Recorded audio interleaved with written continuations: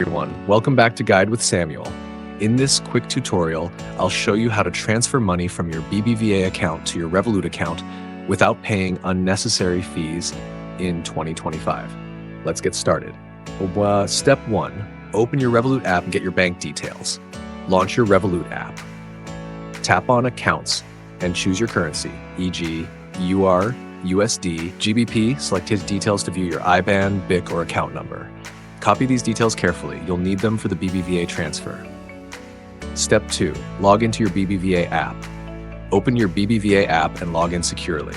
Go to Transfers or Payments. Select Add New Recipient and enter your Revolut bank details. Double-check the IBAN and BIC to avoid errors. Step 3. Choose SEPA or local transfer if available. To avoid fees, if you're in Europe, select a SEPA transfer. These are usually free or very low cost. In other regions, choose the local transfer option if Revolut provides local bank details. Enter the amount and a reference, optional. Step 4, confirm and send the transfer. Review all the info carefully. Tap Confirm.